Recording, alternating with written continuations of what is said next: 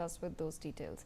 Meanwhile, in other news, BSF Sub-Inspector Mohammad Imtiaz has lost his life in the line of duty against Pakistan in the cross-border shelling in Jammu Kashmir's Arispura sector on the 10th of May. Inspector Mohammad Imtiaz's mortal remains have now been brought back to Patna, Bihar. The BSF personnel is receiving state honours, with many leaders now arriving to pay their tribute to the martyr. Bihar BJP President Dilip Jaiswal, RJD leader Tejasvi Yadav and other leaders have arrived to honour the Jawan. Visuals on your screens.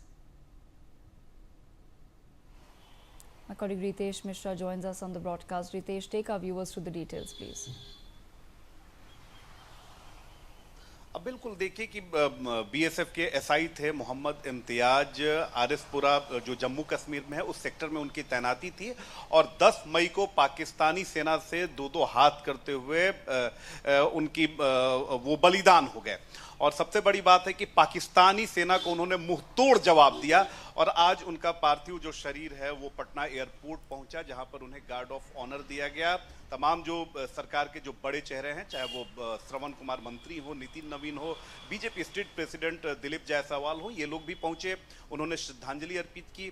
इसके अलावा बिहार के जो leader opposition है तेजस्वी यादव, वो भी पहुंचे और उन्होंने इस वीर जवान को वहां पर श्रद्धांजलि अर्पित की, गार्ड ऑफ ऑनर दिया गया। और अब पटना से जो पार्थिव शरीर है वो उनके गांव छपरा के नारायणपुर पहुंच चुका है, जहां पर हजारों की तादाद में जो लोग हैं वो वहां पर पहुंचे हुए हैं और सभी लोगों ने उन्हें श्रद्धांजलि दी है।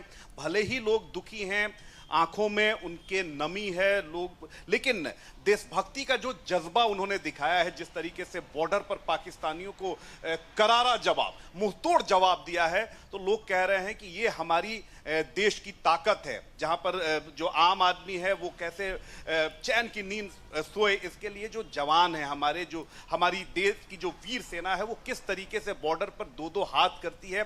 और मोहम्मद इम्तियाज की जो शहादत है उसने ये भी मैसेज दे दिया है कि भारत में न जाति चलेगा न धर्म चलेगा, यहाँ देशभक्ति का जो जज्बा होता है ये सर्वोपरि है। क्योंकि जिस तरीके से आतंकियों ने पहलगाम में 22 अप्रैल को धर्म पूछकर गोली मारी थी और जिस तरीके से लगातार हमारे जो वीर जवान हैं जवाब दे रहे हैं पाकिस्तान को, ये बताने के लिए काफी है कि भारत में ऐसे अदम्य, ऐसे शूरवीर हैं जिसका कोई कुछ नहीं बिगाड़ सकता है। और पाकिस्तान ये बात अब शायद समझ चुका है और यही कारण है कि अब उसे पीछे जाना पड़ा है। तो बड़ा गमगीन माहौल है, लेकिन लोगों के मन में ये जरूर है कि हमारे जवान ने अदम्य साहस का परिचय दिया है, अदम्य वीरता उसने दिखाई है और ऐसे लोग कभी मरते नहीं हैं बल्कि हमेशा के लिए अजर अमर होते हैं। जी। Okay, Ritesh, thank you so much for joining us on the podcast with those details.